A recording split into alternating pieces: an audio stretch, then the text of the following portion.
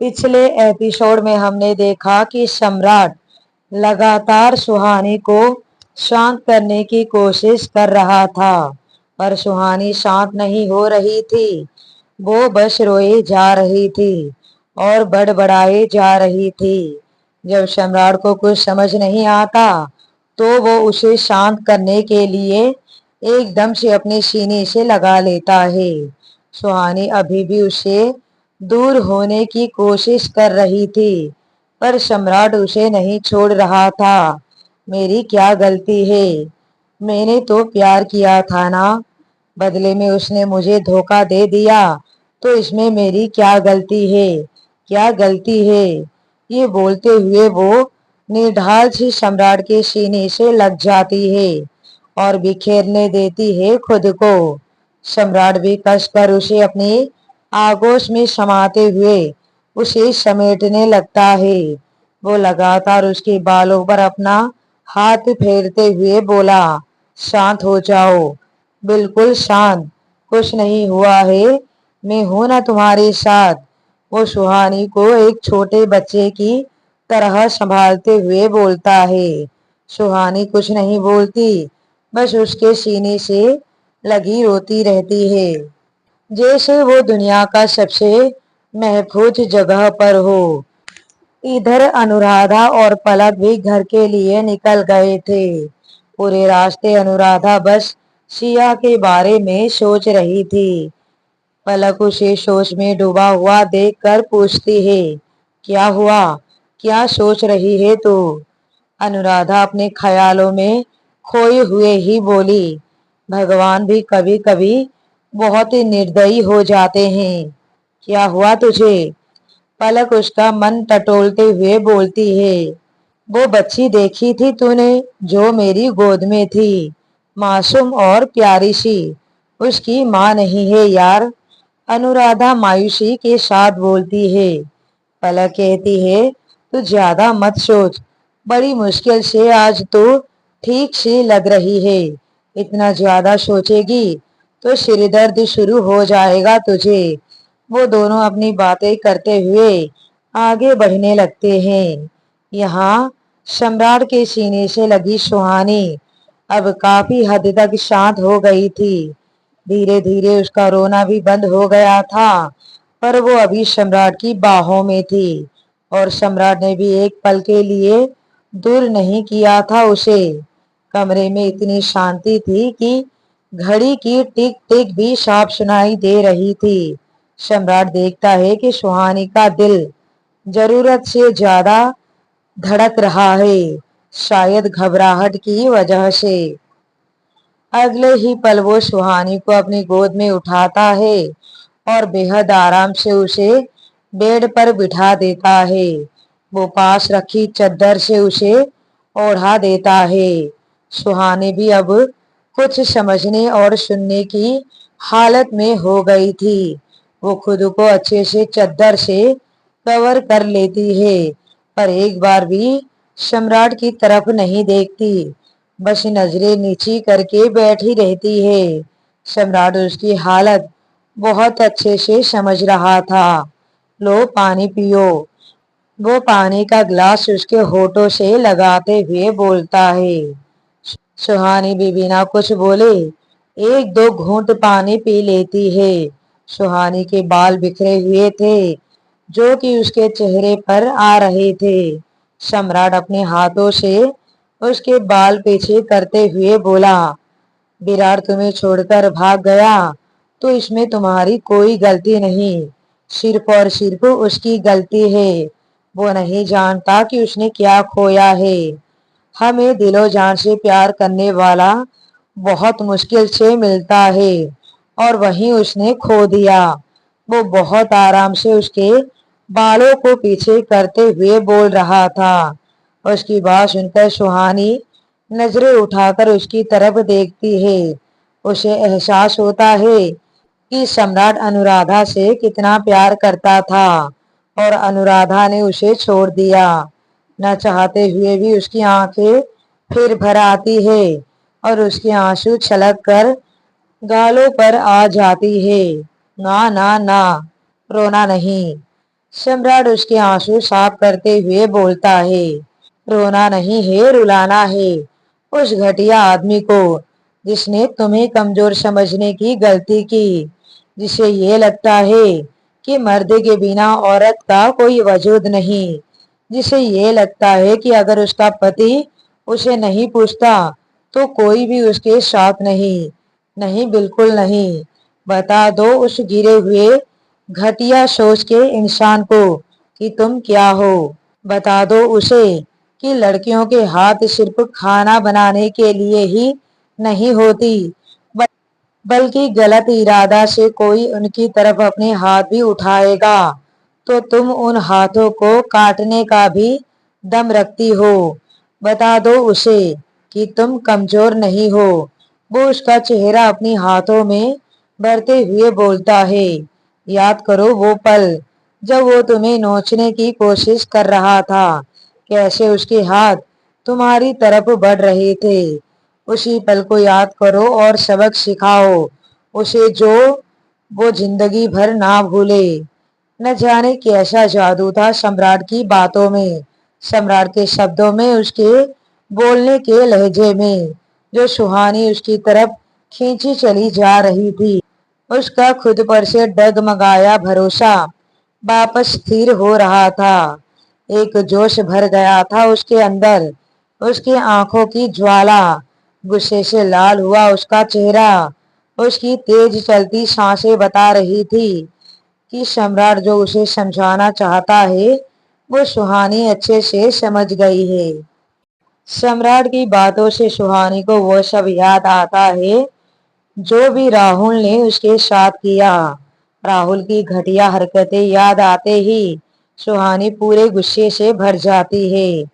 और यही सम्राट चाहता था कि वो अंदर ही अंदर घुटती ना रहे, और जैसे उसने पहले खुद को मजबूत बनाया था, ठीक वैसे ही वो अब भी खुद को मजबूत बनाए। गुस्से से भरी हुई सुहानी बिस्तर से उठती है। उसकी नजर जमीन पर पड़ी राहुल की बेल्ट पर जाती है। वो बिना कुछ कहे वो बेल्ट उठा लेती है। ये देखकर सम्राट के होठों पर मुस्कान तेज जाती है। अगले ही पल सुहानी बाहर आती है। जिस कमरे में सम्राट ने राहुल को बंद किया, उस कमरे का दरवाजा सम्राट खोल देता है। मुझे उसकी चीखें बाहर तक सुनाई देनी चाहिए। जब तुम्हारे कपड़े फाड़ते वक्त उसके हाथ नहीं कांपे, तो उसे मारते वक्त भी तुम्हारे भी हाथ नहीं कांपने चाहिए। सुहानी हाँ में अपनी गर्दन हिलाती है और सीधा अंदर कमरे में चली जाती है। राहुल अभी भी जमीन पर बेहोश पड़ा हुआ था। एक एक करके वो सभी पल सुहानी के आंखों के सामने घूमने लगते हैं। राहुल के वो गंदे शब्द, तू तो इसे हाथ नहीं लगाएगा, तो मैंने सोचा मैं ही लगा लूं। कमरे में रखा पानी का जग उठाकर एक झटके से राहुल के ऊपर सारा पानी डाल देती है, जिससे राहुल हड़बड़ा जाता है। वो एकदम से अपनी आंखें खोलता है और अपने सामने सुहानी को पाता है, जिसने अभी भी खुद को चद्दर से कवर कर रखा था। राहुल को कुछ समझ नहीं आता। वो चारों तरफ नजर घुमाकर देखता है तो सम्राट उसे वहां नजर नहीं आता। वो अपनी सारी हिम्मत बटोर कर खड़ा होता है। सुहानी उसे गुस्से से घूर रही थी। अगले ही पल वो चद्दर को अपने ऊपर से हटाते हुए बोलती है, बहुत शौक है ना तुझे मुझे छूने का, क्योंकि मेरा पति मुझे नहीं पूछता। मेरा बॉयफ्रेंड मुझे छोड़कर भाग गया, यही कहा था ना तूने। राहुल अपने चेहरे पर जहरीली हंसी लाते हुए बोला, तो गलत क्या कहा मैंने? तुझे देखकर तो किसी का भी मन डोल जाए। और एक सम्राट है जो तेरी तरफ देखता भी नहीं। वो सुहानी को ऊपर से लेकर नीचे तक देखते हुए बोलता है। सुहानी के हाथ में बेल्ट देखकर उसने कहा, ओह, मैं तो डर गया। मुझे मारोगी?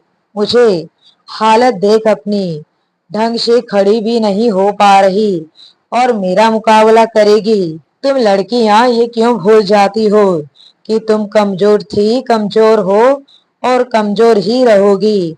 वो अभी बोल ही रहा था कि तभी चटा करके एक आवाज वहां गूंज जाती है और वो उस चांटे की आवाज थी जो कि सुहानी ने उसके गाल पर मारा था।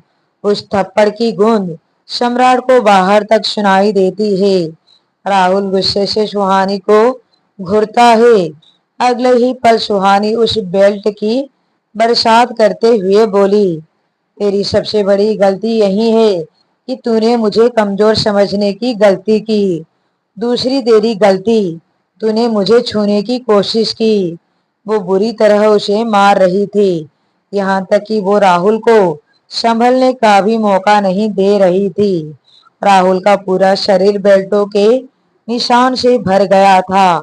उसकी हालत खराब हो गई थी। वो बुरी तरह चिल्ला रहा था। बाहर खड़ा सम्राट मन ही मन बोलता है, शाबाश सुहानी। इस राहुल के हाथ उसके कपड़े फाड़ने के लिए नहीं उठ रहे थे। अब उन्हीं हाथों से वो उसके सामने गिड़गिड़ा रहा था। पर सुहानी नहीं रुक रही थी, यहाँ तक कि उसके हाथों से खून बहने लगता है। बड़ी मुश्किल से राहुल दरवाजा खोलकर बाहर भागता है और सम्राट के कदमों में गिरते हुए बोला, मुझे बचा ले, मुझे बचा ले। सुहानी उसके पीछे पीछे बाहर आती है। ठीक उसी वक्त आराधना जी और अरविंद जी घर वापस आते हैं। राहुल की ऐसी हालत देखकर वो हैरान रह जाते हैं। फिर उनकी नजर सुहानी पर जाती है। उसके फटे कपड़े, होठों से बहता खून, बदन पर पड़े चोटों के निशान। आराधना जी एकदम से पूछ पड़ी, ये सब क्या है? सुहानी बच्चे, तुम्हारी ये हालत। अगले ही पल सुहानी किसी छोटे बच्चे की तरह उसे लिपटते हुए उन्हें सारी सच्चाई बताती है। अरविंद जी भी शौके रह जाते हैं। किसी को राहुल से ये उम्मीद नहीं थी। आराधना जी राहुल की तरफ देखती है, उन्हें तो यकीन ही नहीं हो रहा था। राहुल नकली आंसू बहाते हुए बोला, मुझे माफ कर दो मामी, मुझे गलती हो गई। उसे देखकर आराधना जी ने अपना चेहरा फेर लेती है। सम्राट उसे कॉलर से पकड़कर खड़ा करते हुए बोला, माफ? और तुझे? कभी नहीं। तुझे तो मैं पुलिस के हवाले करूंगा। ये सुनते ही अरविंद जी बोले, नहीं सम्राट, पुलिस को बुलाने की जरूरत ही क्या है। घर की बातें घर में रहे तो बेहतर है, वरना बहू की कितनी बदनामी होगी। ये सुनकर सम्राट और सुहानी दोनों ही हैरान रह जाते हैं। अपने पापा की बात पर सम्राट को बहुत गुस्सा आता है। बड़ी मुश्किल से वो अपने गुस्से पर काबू पाते हुए बोला, ये आप क्या कह रहे हैं पापा? मैं बिल्कुल ठीक कह रहा हूँ।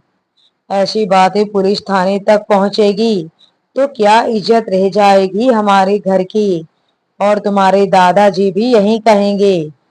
उसकी बातें सम्राट के तन बतन में आग लगा देती है।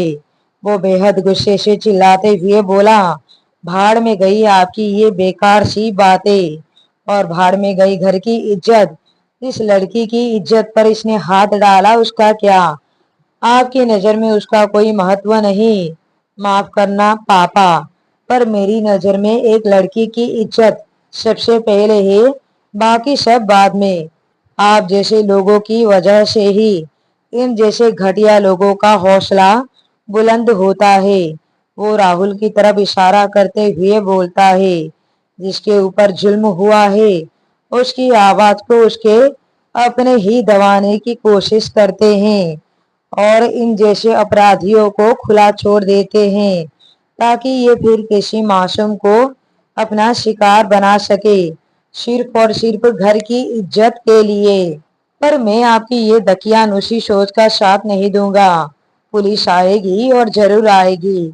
इतना कहकर सम्राट पुलिस को फोन करने लगता है। ये देखकर राहुल एकदम से सम्राट के कदमों में गिरते हुए बोलता है, ऐसा मत कर, मैं बर्बाद हो जाऊंगा। मेरी जिंदगी, मेरा करियर, सब कुछ खराब हो जाएगा। प्लीज ऐसा मत कर। वो बड़ी मुश्किल से बोलता है। सम्राट ने कहा, अच्छा, अपनी जिंदगी की बहुत फिक्र है तुझे, और तू जो किसी और की जिंदगी खराब करने चला था, उसका क्या? राहुल ने कहा, गलती हो गई, बहुत बड़ी गलती हो गई। तू चाहे तो और मार ले मुझे, पर पुलिस नहीं। मामा मामी, आप प्लीज कहो ना इसे, रोको इसे, अरे मैं तेरा भाई हूँ। आराधना जी के सीने से लगी सुहानी राहुल को गिड़गिड़ाते हुए देख रही थी, ठीक वैसे ही जैसे कुछ देर पहले वो उसके सामने गिड़गिड़ा रही थी। अब राहुल सबके सामने गिड़गिड़ा रहा है। राहुल आगे बोलना जारी रखते हुए कहा, सम्राट इतना कठोर मत बन, ये तो तुझे मेरी पत्नी को हाथ लगाने से पहले सोचना चाहिए था। गुस्से से जलती हुई निगाहों से सम्राट राहुल को देखते हुए आज पूरे हक के साथ सुहानी को अपनी पत्नी बोलता है। सुहानी की नजरें हैरानी से सम्राट की तरफ उठ जाती है। एक हलचल सी होती है उसके दिल में। कुछ ही देर में पुलिस आती है और राहुल को अपने साथ ले जाती है। इंस्पेक्टर जाते हुए सम्राट को बोला, सर, आप कंप्लेन तो कर रहे हैं, पर आपको और आपकी वाइफ को पुलिस स्टेशन आना होगा। डोंट वरी इंस्पेक्टर, मैं जरूर आऊंगा और जो भी फॉर्मेलिटी है उसे पूरा करूंगा। वो उसके साथ हाथ मिलाते हुए बोलता है। पुलिस वाले राहुल को लेकर चले जाते हैं। उनके जाते ही अरविंद जी ने कहा, ये सही किया तूने सम्राट, पिताजी को पता चलेगा तो वो कितना नाराज होंगे। वो ये कभी नहीं चाहेंगे कि हमारे घर का मामला बाहर कोर्ट कचहरी तक जाए। अरविंद जी भी गुस्से से बोल रहे थे। सम्राट उनकी बात को अनसुना करते हुए बोला, वो सब कुछ मैं देख लूंगा। इतना कहकर वो सुहानी का हाथ पकड़कर अंदर कमरे में ले जाते हुए बोला, चलो अंदर। सुहानी, जो अभी तक उसके शब्दों में अटकी हुई थी कि ये तो तुझे मेरी पत्नी को हाथ लगाने से पहले सोचना चाहिए था, अभी तक वो पत्नी शब्द के एहसास से बाहर भी नहीं आई थी, और ये सबके सामने उसका हाथ पकड़कर उसे अंदर ले जाना, ये भी किसी झटके से कम नहीं था उसके लिए। किसी डोर की तरह सुहानी भी उसके पीछे खींची चली जाती है। दूसरी तरफ अनुराधा और पलक घर पहुंच गए थे। अनुराधा तो सीधा अपने कमरे में चली जाती है और थोड़ी थकावट हो रही थी उसे। हाँ, वो बात अलग है कि सिया को अपने दिमाग से नहीं निकाल पा रही थी वो, और ये बात पलक भी नोटिस कर रही थी। यहाँ सम्राट सुहानी का हाथ पकड़कर उसे कमरे के अंदर ले जाता है। सुहानी कुछ नहीं बोल रही थी, या यूं कहे कि वो बोलने की हालत में नहीं थी। सम्राट ने अभी भी उसका हाथ मजबूती से पकड़ रखा था और सुहानी की नजरें अपने हाथों पर टिकी हुई थी, जिसे सम्राट छोड़ ही नहीं रहा था। वो, मुझे नहाना है, सुहानी ने धीरे से कहा। हाँ तो जाओ, सम्राट ने इतना ही कहा। वो मेरा हाथ, सुहानी ने संकुचाते हुए बोलती है। सम्राट की नजर उसके हाथ पर पड़ती है, इसे मजबूती से उसने थाम रखा था। ये देखकर वो तुरंत उसका हाथ छोड़ देती है। सुहानी तुरंत वॉशरूम चली जाती है और अंदर जाकर वो तेज तेज सांस लेने लगती है। सम्राट कमरे का हुलिया ठीक करता है और कमरे के बाहर निकल जाता है। सुहानी नहाकर बाहर आती है। नहाने के बाद उसे अच्छा महसूस हो रहा था। उसने रेड कलर की एक लूज सी नाइट पहन रखी थी। वो बाहर आती है तो सम्राट को वहां ना देखकर मन ही मन सोचती है, ये कहाँ गया। वो खुद से ही सवाल करती है। उसके बदन पर लगी चोटें अब दर्द कर रही थी, जख्मों में जलन हो रही थी। वो आईने के सामने जाकर खड़ी हो जाती है। एक नजर खुद को देखती है। उसके फोटो के पास जख्म लगा हुआ था, जो कि उसे बहुत तकलीफ दे रहा था। धीरे धीरे वो अपनी सारे जख्मों को देखती है। अपने खुले बालों को एक साइड कंधे पर करके वो थोड़ा टेढ़ी खड़ी होती है और अपनी नाइटी में पीछे लगी चैन को आधा खोलते हुए वो अपनी पीठ पर लगे जख्मों को देख रही थी। ठीक उसी वक्त सम्राट अपने कमरे में आ जाता है और उसकी नजरें जाती है सुहानी पर। सुहानी की नजरें जब सम्राट पर पड़ती है तो वो तुरंत अपनी बाल पीछे कर लेती है और सीधी खड़ी हो जाती है। सम्राट के कदम उसकी तरफ बढ़ जाते हैं। उसके हाथ में दवाई थी जो कि वो सुहानी के लिए लेने गया था।